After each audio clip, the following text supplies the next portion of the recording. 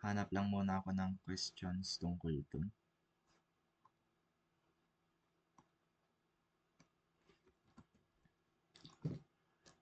Wait lang.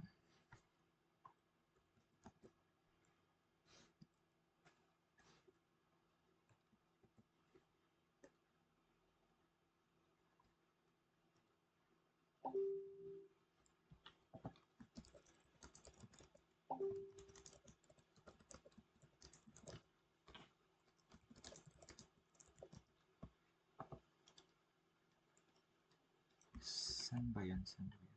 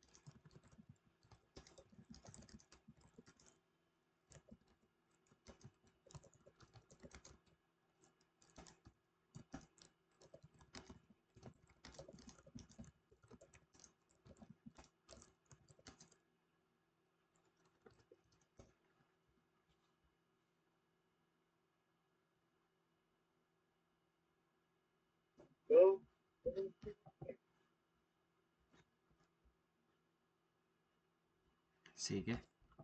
Ito siguro.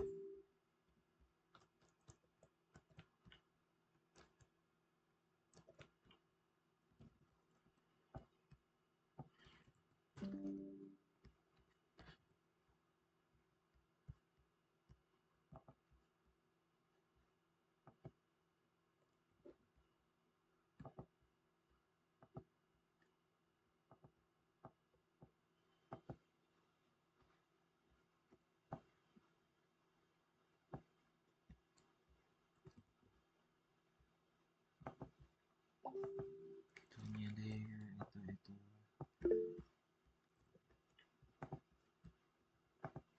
Share screen.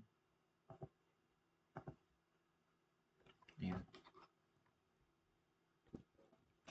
So, yeah. Ito yung sinabi ni ma'am na pag-focusan at the moment. So, paano nga to?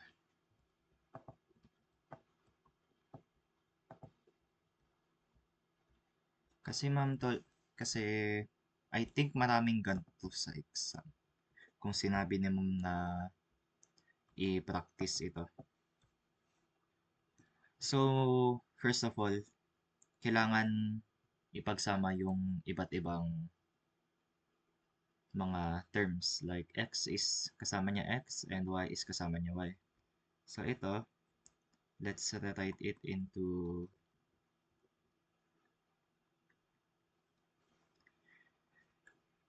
x squared. Ano yung kasama ni x? Negative 4x.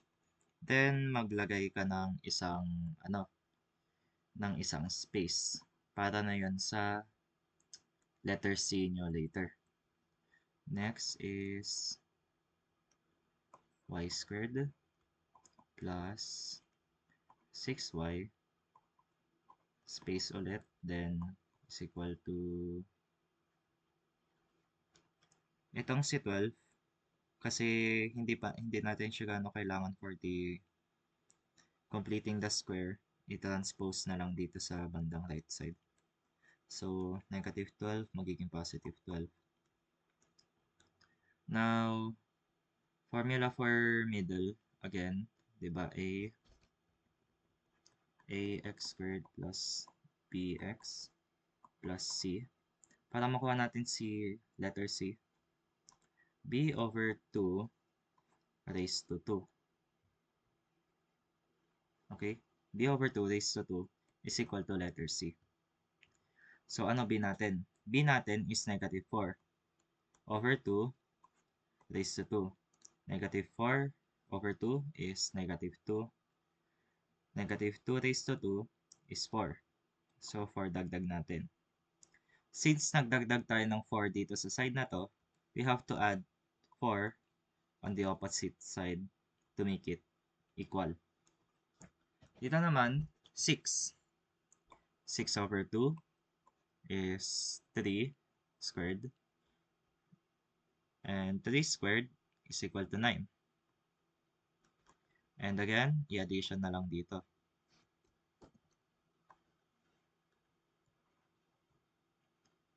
So yeah, I hope na gets nyo yung way para makakuha ng, para mag-completing the square. May hindi ba nakagets para mag-stay muna tayo dito banda? Kapag wala in the next 5 seconds. Okay. Meron? Yes? Ano yung hindi mo magets? Tabita.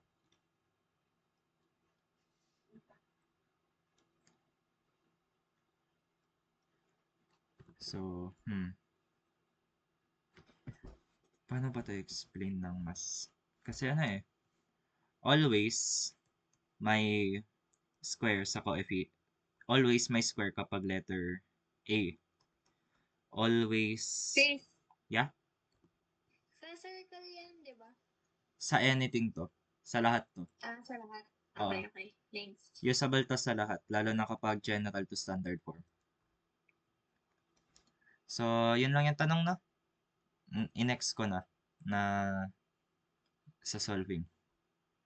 So, dito naman, x, ano yung square root ni 4? 2.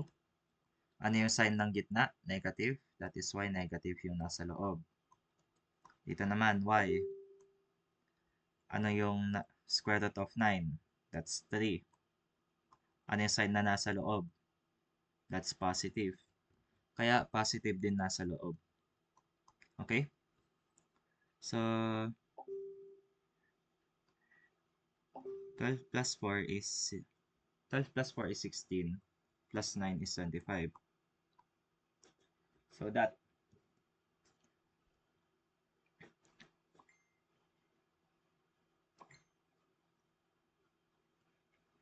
Napansin nyo, from this equation pa lang, na walang, na walang square, hindi, na walang fraction, mapapansin na natin na circle siya. Kung walang fraction, yung, if it's something like this, kung both ay squared, kung both ay squared tapos hindi equal to 1 yung, yung r. Hindi, actually pwedeng equal to 1. Kung magkaparehas yung A and B, kung equal silang dalawa dito, it's a circle.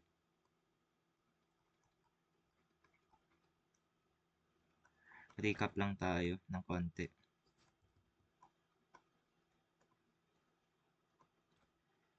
If may addition, I think it's a, kung may addition tapos 1, I think that's an ellipse.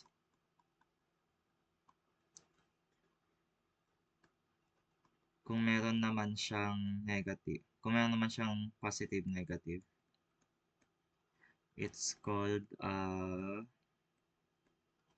hyperbola. And kung isa lang yung square, tas may 4py something, that is usually a parabola. Lagay lang dito for future references. Okay, so yun na si number 1. Number 2, isa-separate nyo ulit. Tip ko na lang siguro kapag gagawa kayo ng ganito, always keep it organized. I-enclose nyo sila sa parenthesis para hindi kayo malito and ipagsama-sama nyo yung magkakaparehas na terms. 4y squared minus 36y plus, always leave space for letter C. Mas madali yun.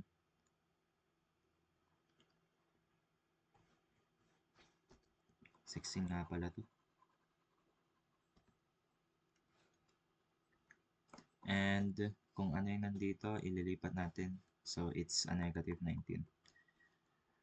Dito naman, pansin na natin na may na pwede, ano yun?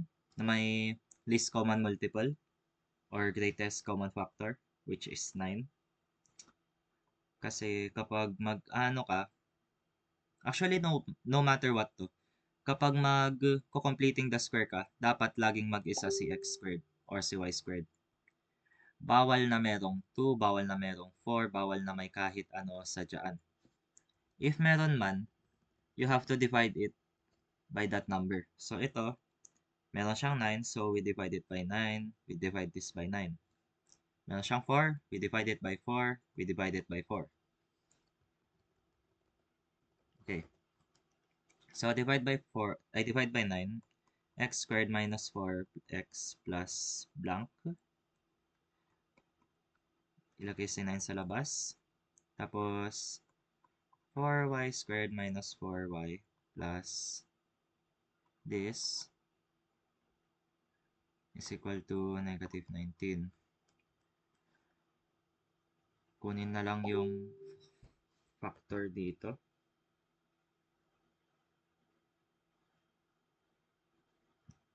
Kunin na lang yung factor dito. And, ano ba factor dito? 4 divided by 2 is 2. 2 squared is 4. And, imumultiply siya sa number outside. So, yung magiging addition natin dito is 36. Dito naman, 4 ulit. Multiply outside, addition na naman natin dito ay 36.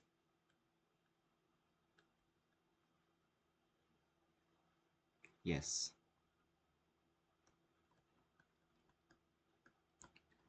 Ganyan, paliitin ng paliitin.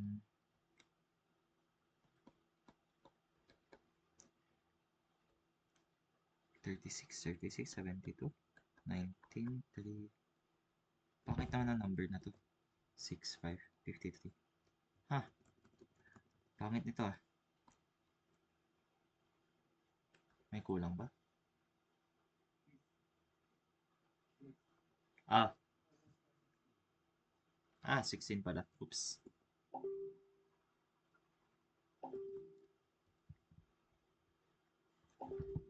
Kaya pala may mali. So that makes 52, 52, 19, 3, 3. Okay. So that makes 33. Huh. Ang pangit ng equation na to. Hindi malinis.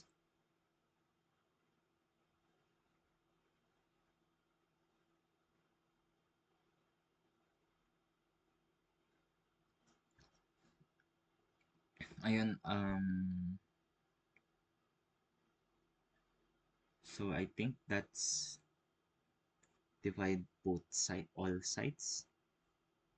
So, taking 33 over 33. Then,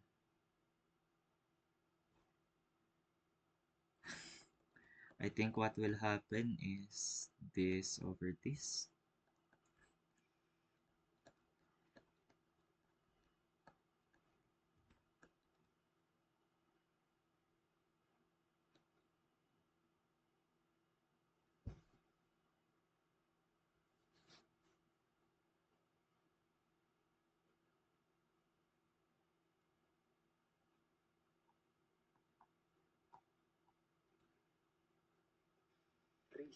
Oh, may mali ba dito?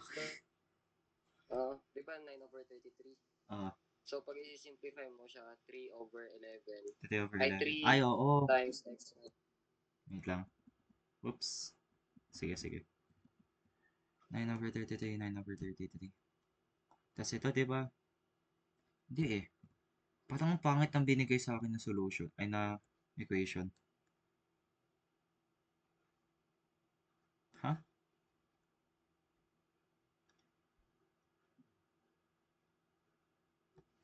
Tama ba? Complex fraction. I-divide mo yan sa 33. Pwede Lahat. bang gawing 36 na lang to? Pwede man, gawin mo Para na lang kahit 36 malinis para na lang. matap. Yan oh. Sakit sa ulo Tapos eh. yung ano, Sige. tapos yung 36, 25 gawin mo ano. 36 over 36 din. Oo. Ganyan na lang. Baguhin natin yung equation. 52 o 16. Ang pangit kasi eh.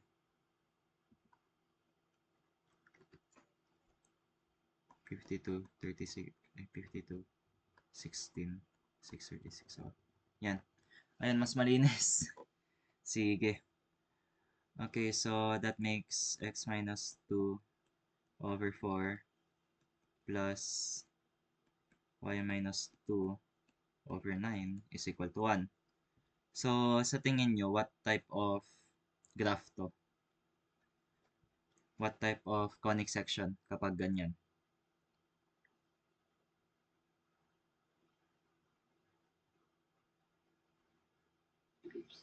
Ellipse.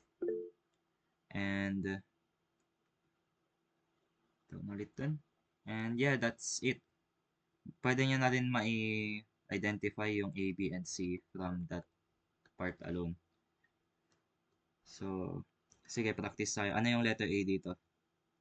A is equal to what? Actually, nalagay ko nga. A equals A is equal to 3. And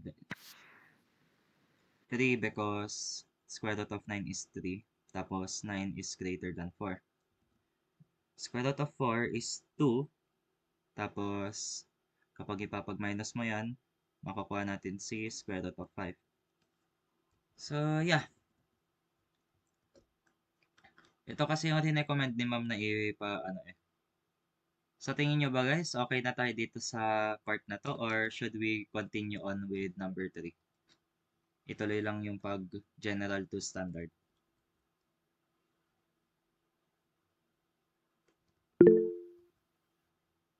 Yeah. Saan yun?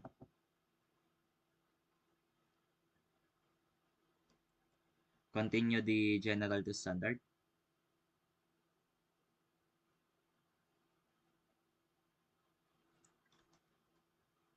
So, sige.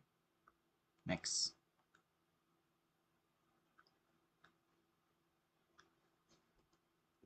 Erase ko lang to.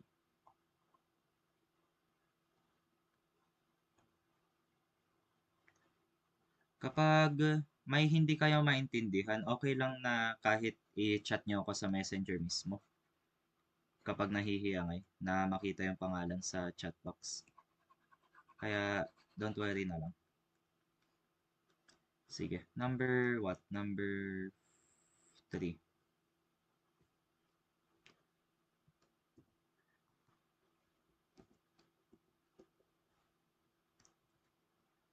X squared minus 10x plus I 4y plus 13. Okay, so from a glance, ganito pa lang nakikita natin. Kaya na ba natin makuha kung what type of conic section ito? Yes or no? Hyperbola po. Yon. Hyperbola? Sure ka? wala. Parabola pala, parabola. Parabola because walang square yung isa. So, ayun. Ulitin natin yung completing the square. X squared minus 10x plus blank is equal to, since alam nyo naman ng parabola, i-transpose nyo na siya sa left, ay sa right side, para mas mapabilis. Minus 13. Pre, ang pangit na naman pre, gawin mo na lang negative 12. Yun na naman tayo eh. Hindi, Negative 12 mo na lang. Hindi, chill lang yan. Tignan mo. 25. Sige. Chill lang daw, pre. Chill lang. Tignan mo. Ay, ako, sakto lang pala. Sakto lang. Negative, sige. So, yan. X minus 5 squared So, para sa ano ulit, ganito lang yung square. Ganito lang yung formula para sa letter C, which is that one. Is equal to negative 4y minus 13 plus 25. X minus 5 squared is equal to negative 4y plus 12. And since py, x minus what? That negative 4. Separate natin siya kay y, kaya positive y minus 3. So that's the general to standard of a parabola.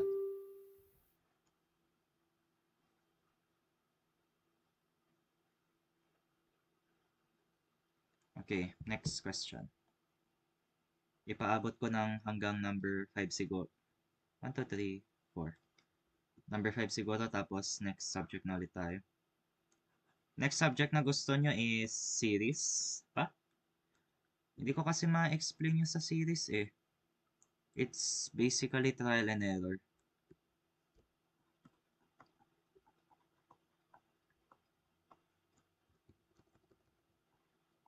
Kasi sa series, you have series and sequences. You have to try out multiple solutions para makuha yung tama. Hindi kasi natanong kung ano, kung ilang items yung ano eh, yung yun mismo.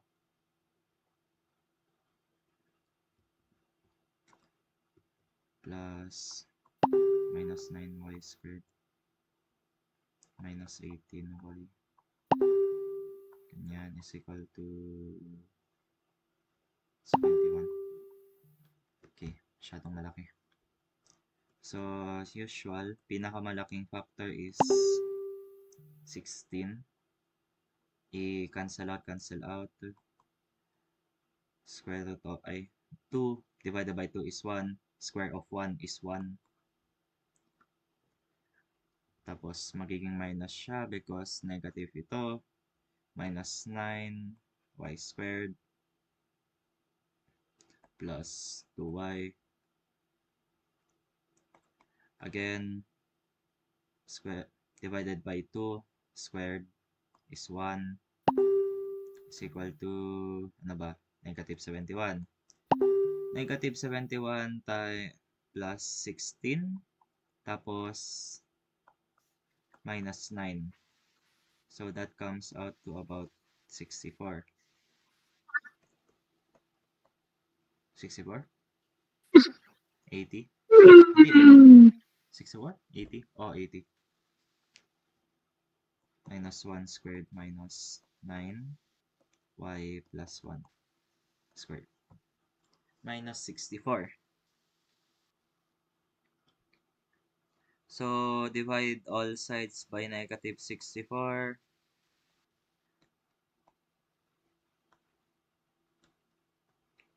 Kuha natin dyan ay x minus 1 squared over negative 4. Ha? Hindi, joke lang. Plus y plus 1 squared over 6 over 9. Yan na naman. Yes, I think ganyan yan. Oo ata. Ayusin mo kayo siya. Parang yung y value yung mauuna, tapos mauli yung x. Magiging hyperbola siya, pre. Unahin katulad ng sabi niya, unahin yung positive. Tapos, susunod na si negative. And that is how you make a parabola. Kapag parabola, always positive sa una. Hyper. Hyperbola. Kapag hyperbola, positive sa first. Tapos,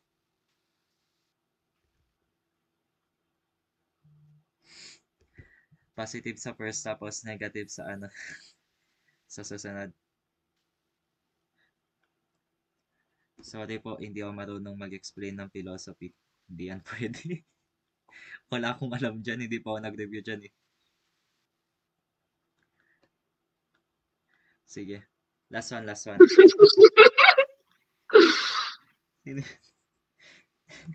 Ay, si Athena.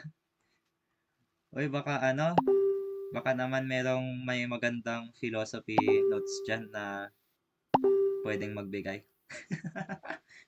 In exchange. Ay, nawala yung opacity. Sige. 25x plus 25y squared minus, ay, oops, ipapaglapit pala. 100x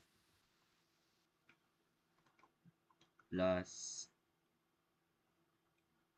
25y squared plus 50y is equal to negative 75.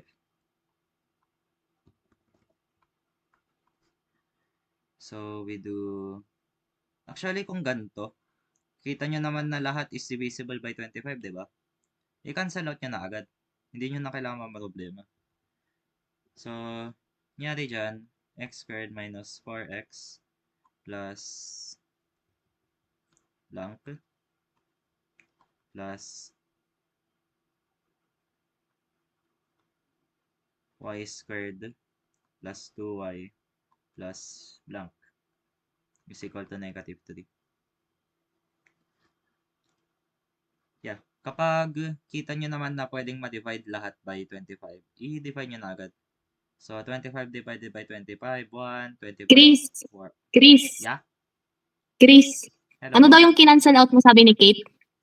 100, ay 25. Tingnan mo. 25, Okay. 25, ganyan, ganyan. 100 Okay, divided by thanks. 25 is 4. 25, 25, 1, wala na. 2.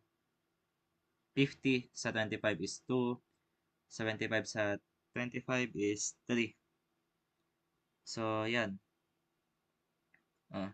Ito na naman. Adding the something something. Square root, ay, 4 divided by 2 is 2. Squared is 4. Divided by 2 is 1. Squared is 1. Mag-add tayo ng 4 dito, tapos 1. So, x minus 2 squared plus y plus 1 squared is equal to 2. Divide both sides. 2 over 2. Ay, actually, hindi. Huwag na. Yan.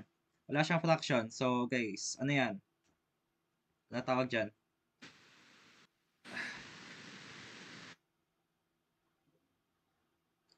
Kapag walang fraction, tapos hindi 1 yung nasa gilid, ano tawag dyan?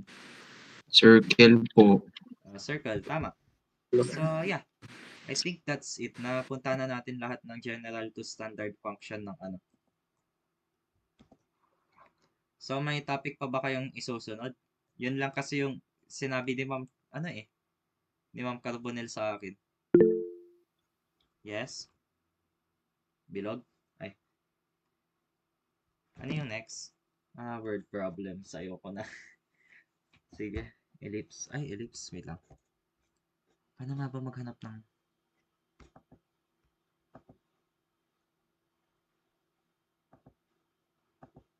Ay, sige. Yung mga... Nakalimutan ko. Yung mga nagsasabi na... quiz. Ay. Hala. Ang dami kong hindi na-record sa meeting. Uh-oh. Sino gumamit ng account namin dati? 11 step. Wait lang, ano yun?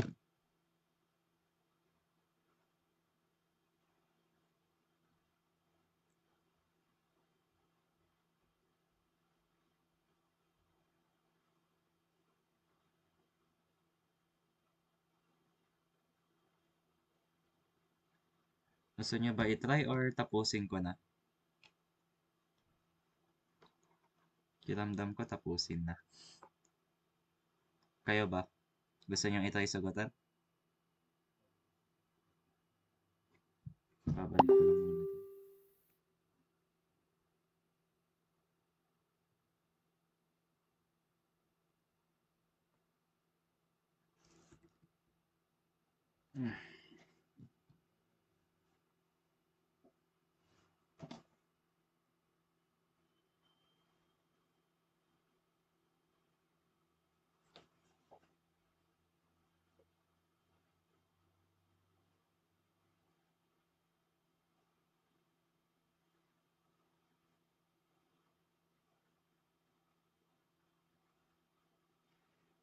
Sige. Daming naglilib. Ako na lang galot. Okay. So, dito, Fibonacci sequence. 1, 1, 1, 2, ganun. So, recursive, again, it uses the old formulas. So, yung pwede nyo gawin dyan is an minus 2 plus an minus 1. Why minus 2 specifically? Kasi, I think we can try it out sa A3. So, kung A3, magiging A1 to, tapos ito magiging A2. A3 is equal to A1. A1 is 1 plus 1. Ano A3 natin? It's 2. Gawin ulit natin sa isa pang formula, which is, sabihin natin A6. Yan ba to? 1, 2, 3, 4, 5, 6. A6. Magiging A4 siya, A sub 4, and A sub 5. A6 is equal to 1, 2, 3, 4, 3 plus 5. And that's that. Hindi ko talaga ma-explain ng maayos si series and sequences because it's hard to explain. Pero yung masasabi ko na lang talaga, kapag recursive, gumagamit siya ng formula or term ng ibang bagay. Pero kapag normal, like something na halimbawa ganito, it's not called recursive, it's just a normal solution. And yeah, I think that's it. So, goodbye guys. Good luck sa exam bukas. Sana makapasa lahat. Dapat walang mag-intervention. Sige, bye-bye.